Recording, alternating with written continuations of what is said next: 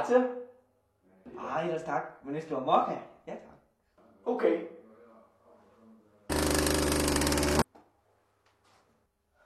Tusind tak.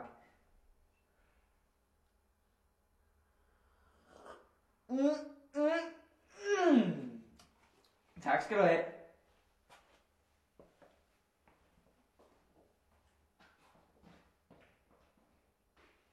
Og således endte 9. december.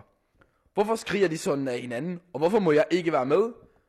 Få svarene på dette og meget mere i morgen i verdens bedste julekalender.